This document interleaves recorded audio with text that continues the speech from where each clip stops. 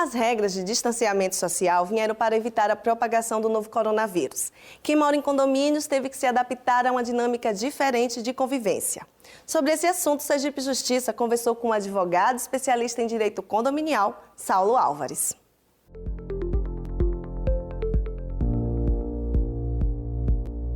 As restrições verificadas nos condomínios nesse período de pandemia encontram respaldo em nosso ordenamento jurídico, seja na seara penal, na seara administrativa, até mesmo o direito constitucional vem, de certa forma, balizar muitas dessas decisões e trazendo para a nossa realidade mais próxima no direito civil, no direito de vizinhança, na parte do Código Civil atinente ao condomínio edilício.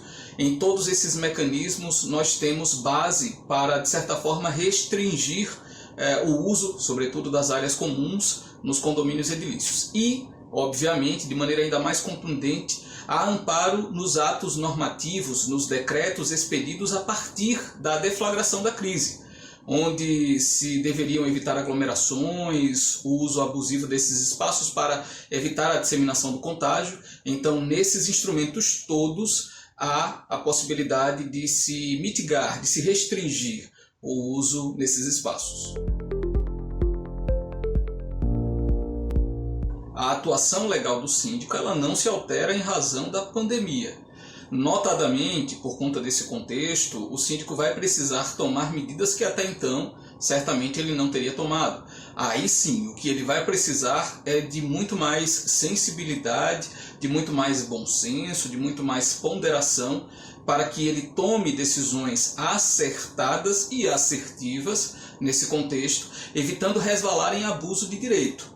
Porque em algumas situações, infelizmente, o síndico, no afã de oferecer solução para essa crise, a gente já viu isso acontecer em vários momentos, ele pode atropelar um pouco as suas limitações legais e aí sim colidir com direitos constitucionais, inclusive dos condôminos. Outra coisa que o síndico precisará nesse momento é de sensibilidade para mediar conflitos, já que as pessoas ainda estão em muito nas suas unidades, as reclamações de barulho tendem a aumentar e nesse cenário o síndico pode e até deve atuar como um mediador, pacificando aquela coletividade nesse momento tão delicado que nós estamos vivenciando.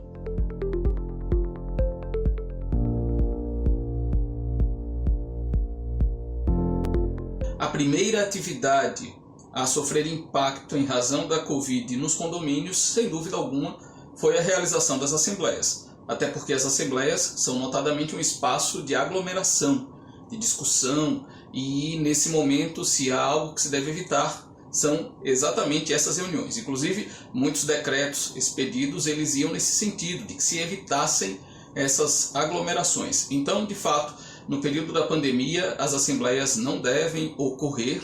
Falou-se muito sobre a possibilidade das assembleias virtuais. O que a gente tem efetivamente hoje, nesse momento, é uma lei que foi sancionada recentemente pela Presidência da República, a Lei 14.010 de 2020, e que prevê em um dispositivo a possibilidade da realização das assembleias virtuais. Porém, elas não devem ocorrer de qualquer forma, é bom que se diga.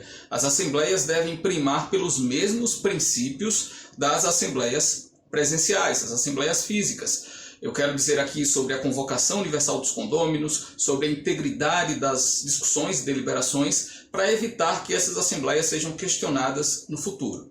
Mas em relação à prestação de contas, em relação aos demais deveres do síndico, eles permanecem da mesma forma. Inclusive, essa mesma lei que eu mencionei reforça o dever do síndico de prestar contas nesse período de pandemia. Só que tem um detalhe interessante. Os mandatos dos síndicos, eles podem vencer nesse período aí que vai de março até outubro, é o período pandêmico, como a gente classifica. E a própria lei também que eu mencionei já prevê que esses mandatos, na impossibilidade de realização de assembleias virtuais, eles serão considerados prorrogados até 30 de outubro. Então, de certa forma, o legislador já vem suprir eventuais dúvidas nesse sentido. Nós podemos dizer que há, de certa forma, abuso do gestor quando uma determinada decisão dele vai de encontro direto ao meu direito à propriedade exclusiva. Vamos exemplificar aqui. O síndico ele pode, nesse período de pandemia, restringir o uso do salão de festas, restringir o acesso à piscina, como forma de evitar a propagação do vírus. Isso ele pode, ele até deve, inclusive. Mas ele não pode, de maneira alguma, impedir o meu acesso à minha casa, ao meu apartamento, à minha vaga de garagem. Ele não pode restringir de modo algum esse trânsito que eu tenho para a minha propriedade. Aí sim, se ele age dessa forma, ele colide com o meu direito constitucional à propriedade e seria uma situação de abuso caracterizada. Então, essencialmente, quando há ofensa ao meu direito à propriedade exclusiva, eu tenho uma caracterização de abuso. Pode haver também abuso quando aquela decisão, aquela conduta do gestor colide com o meu direito também constitucional à intimidade ou à privacidade. Só para exemplificar aqui de maneira bem sucinta, existiram situações onde um morador apresentou diagnóstico positivo para a Covid e os demais moradores, demais condôminos pressionaram o síndico para que revelasse o nome, o apartamento a todo custo. É preciso muito cuidado ao proceder dessa forma, porque o diagnóstico está amparado pelo meu direito à intimidade, pelo meu direito à privacidade. Então essa informação tem que ser tratada com muito cuidado. Então, essencialmente, no âmbito do condomínio, são essas as situações que mais comumente resvalam em abuso de direito. E os gestores têm que ficar atentos.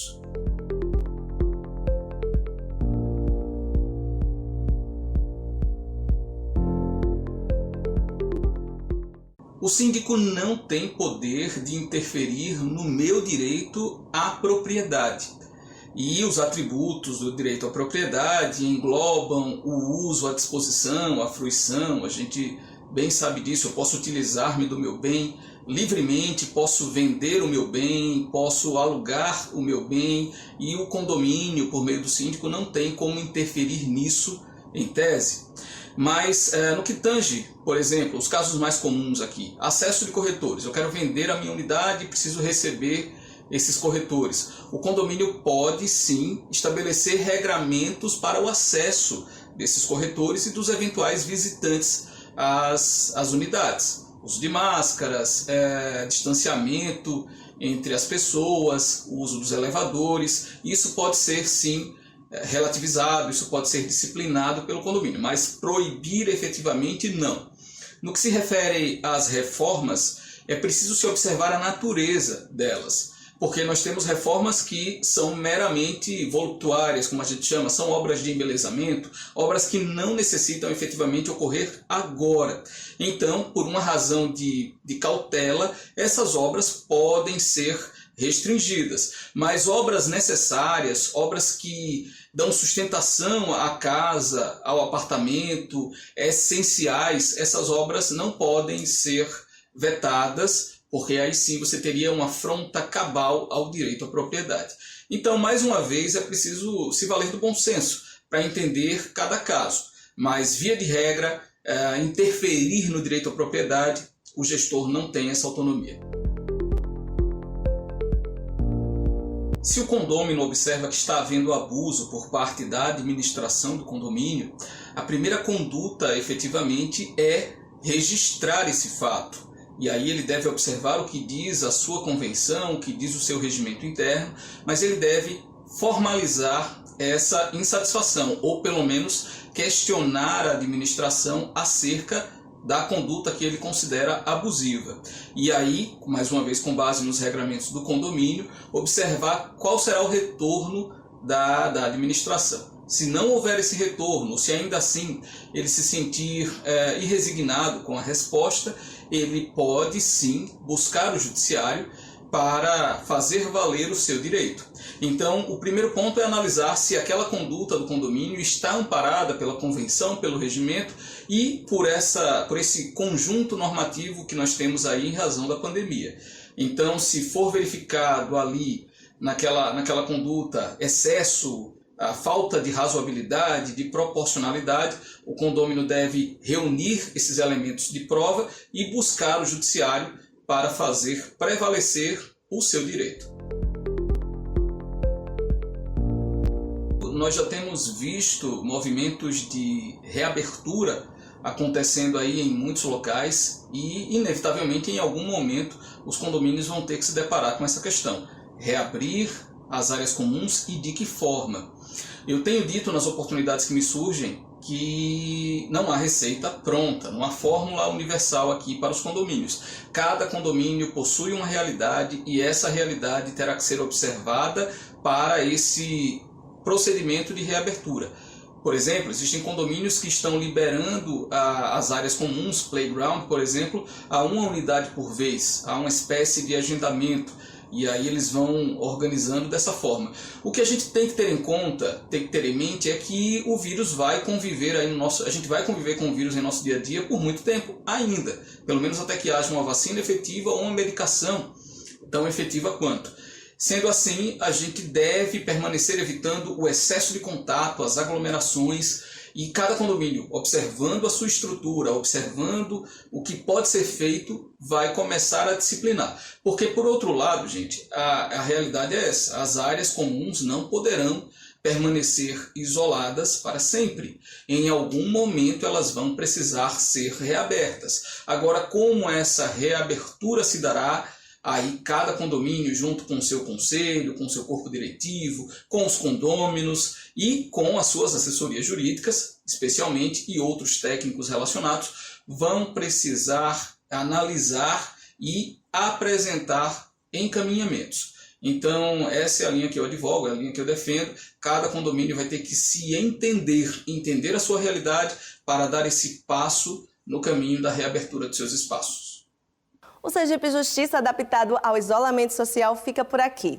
Como estamos na semana de festas juninas, nós encerramos com imagens dos festejos em anos anteriores, aqui no estado de Sergipe. E também com imagens do São João no Tribunal de Justiça em 2019. Tudo isso ao som da música Arranjei um Outro Alguém, de autoria do juiz Sérgio Lucas, com participação do Nanã Trio. Até a próxima semana.